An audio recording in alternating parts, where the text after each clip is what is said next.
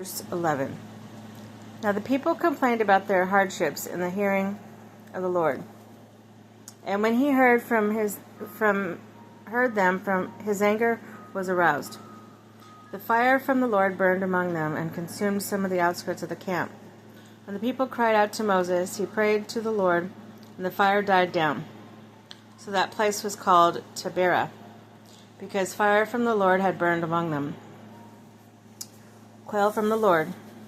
The rabble with them began to crave other food.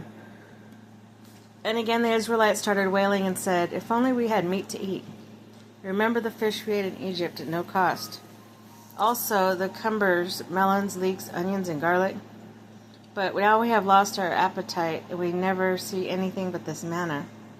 The manna was like coriander seed and looked like resin. The people went out gathering it, then ground it in a hand mill or crushed it in mortar. They cooked in a pot and made it in loaves. It tasted something made with olive oil. When the dew settled on the camp at night, the manna also came down.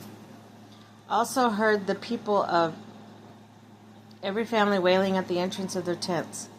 The Lord became exceedingly angry, and Moses was troubled. He asked, "Lord, why have you brought this trouble on your servant? What have I done to displease you, that you put me the burden, all these people on me? Did I conceive all these people? Did I give them birth? Why do you tell me to carry them in my arms, as a nurse carries an infant, to the land you promised an oath to their ancestors? Where can I get meat for all these people? They keep wailing to me, 'Give us meat to eat.' I cannot carry all these people by myself. The burden is too heavy for me. If this is how you are going to treat me, please go ahead and kill me. If I have found favor in your eyes, do not let me face my own ruin."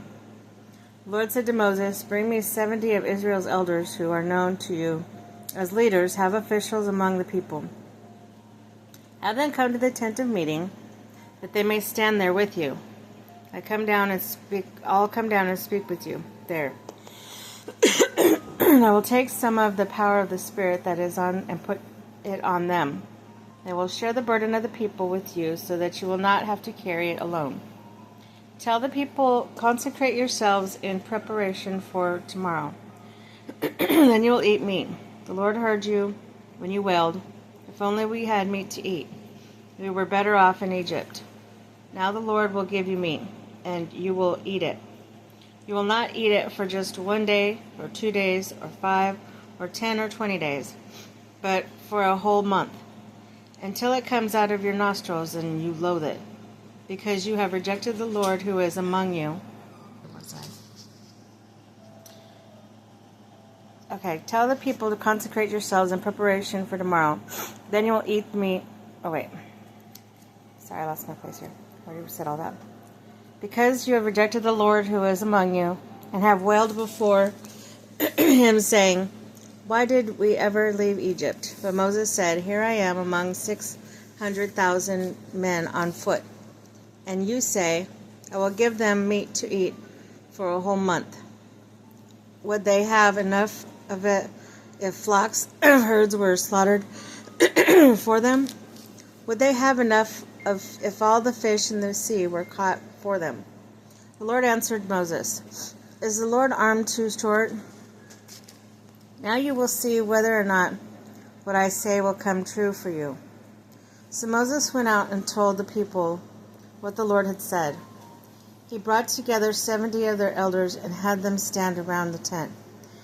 Then the Lord came down in the cloud and spoke with him. And he took some of the power of the Spirit that was on him and put it on 70 elders. When the Spirit rested on them, they prophesied, but did not do so again. However, 2 men whose names were Eldad and Medad had remained in the camp. They were listed among the elders, but did not go out to the tent. Yet the Spirit also rested on them, and they prophesied in the camp. A young man a man ran and told Moses, Eldad, Medad are prophesying in the camp. Joshua, son of Nun, who had been Moses' aide since youth, spoke up and said, Moses, my lord, stop them. But Moses replied, Are you jealous for my sake? I wish that all the Lord's people were prophets, and the Lord would put his spirit on them. Then Moses and the elders of Israel returned to the camp. Now a wind went out from the Lord and drove quail in from the sea.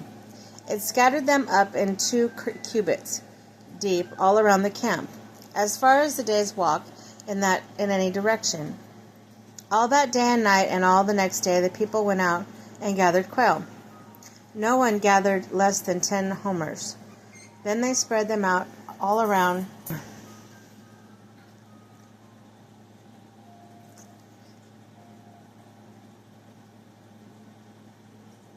the camp. But while the meat was still between their teeth and before it could be consumed, the anger of the Lord burned against the people, and he struck them with severe plague. Therefore the place was named Kibroth Hattaavah, because there they buried the people who had craved other food. From Kibroth Hattaavah, the people traveled to Hazeroth and stayed there.